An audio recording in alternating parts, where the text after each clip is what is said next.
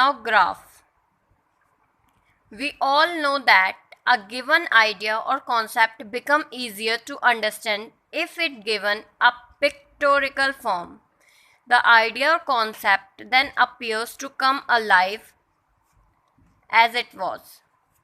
अगर हम किसी ग्राफ के थ्रू किसी चीज़ को पढ़ते हैं तो वो हमें और अच्छे से समझ आती है. जैसे कि graph very often used in science, mathematics and other field of study in having such pictorial and alive representation. Graph को हम साइंस में, मैथ में और डिफरेंट फील्ड्स में भी पढ़ते हैं, जिसकी वजह से हमें अच्छे से कोई भी चीज़ को हम रिप्रेजेंट कर सकते हैं. They enable us to communication information is an interesting as visual manner. क्योंकि ये हमें अच्छे से विजुअल प्रेजेंटेशन देती है, जिसकी वजह से हमें कोई भी चीज़ अच्छे से समझ आती है. Depending on the information conveyed and its specific use we often draw many types of graph. हम जो भी हमें इंफॉर्मेशन दी गई है उसके अकॉर्डिंग हम डिफरेंट ग्राफ बना सकते हैं. The bar graph, the pie graph, the linear straight line graph और some these different types of graph. जैसे कि पाई ग्राफ हो गया, लीनियर ग्राफ हो गया और डिफरेंट तरह के स्ट्रेट लाइन, लीनियर ग्राफ, ये सारे क्या हैं, ग्राफ हैं जिनके थ्रू हम किसी भी चीज़ को पिक्टोरिकल फॉर्म में एक्सप्रेस कर सकते हैं. अगर हम इस तरीके का ग्राफ बनाते हैं तो इसको हम बोलते हैं बार ग्राफ. अगर हम इस तरीके का ग्राफ बनाते हैं तो इसको हम बोलते हैं pie graph. Using graph to describe motion, distance, time graph. अब हम ग्राफ के थ्रू डिस्टेंस और टाइम का रिप्रेजेंटेशन दिखाएंगे कि ग्राफ के अकॉर्डिंग हम इसको कैसे रिप्रेजेंट कर सकते हैं. We often use linear graph to describe motion of an object. हम लीनियर ग्राफ का यूज करेंगे मोशन को डिस्क्राइब करने के लिए किसी भी ऑब्जेक्ट का. On such a linear graph we generally choose the x and the time axis. X axis को हम टाइम एक्सिस के थ्रू रिप्रेजेंट करेंगे, दैट इज इंडिपेंडेंट वेरिएबल. और वाई एक्सिस को हम यूज़ करेंगे डिस्टेंस के. डिस्टेंस रिप्रेजेंट कहाँ पर करेंगे हम, वाई एक्सिस पर, जो कि डिपेंडेंट वेरिएबल है.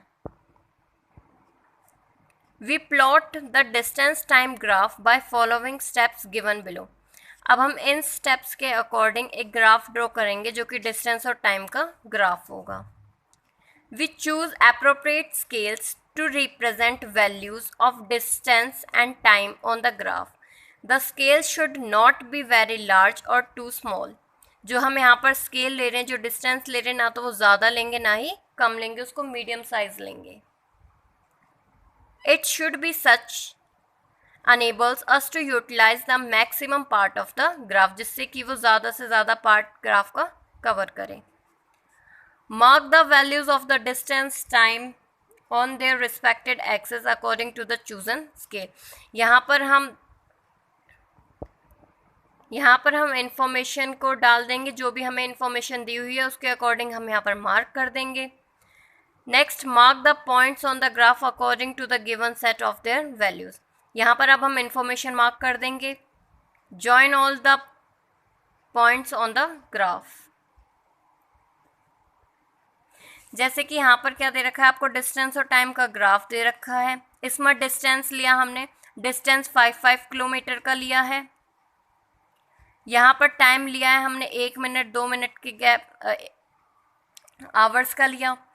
फिर हमने यहाँ पर इसका जो भी ग्राफ दे रखा है, इंफॉर्मेशन दे रखा है, उसके अकॉर्डिंग यहाँ पे हमने मार्क कर दिया. फिर इसको स्ट्रेट लाइन को जॉइंट कर दिया. तो इससे हमें क्या पता चल रहा है, जो डिस्टेंस और टाइम का ग्राफ आया है वो स्ट्रेट लाइन आया है. और स्ट्रेट लाइन ग्राफ किसका आता है, यूनिफॉर्म मोशन का आता है. जब इक्वल डिस्टेंस के अंदर इक्वल टाइम कवर करता है तो उसको हम बोलते हैं यूनिफॉर्म मोशन. जैसे यहाँ पर 5 किलोमीटर में उसने 1 घंटे में कवर किया, नेक्स्ट 5 किलोमीटर भी उसने नेक्स्ट 1 आवर में कवर कर लिया. तो ये क्या है, इक्वल डिस्टेंस में इक्वल टाइम कवर कर रहा है. स्ट्रेट लाइन ग्राफ जो बनता है वो यूनिफॉर्म मोशन का बनता है. Thank you so much.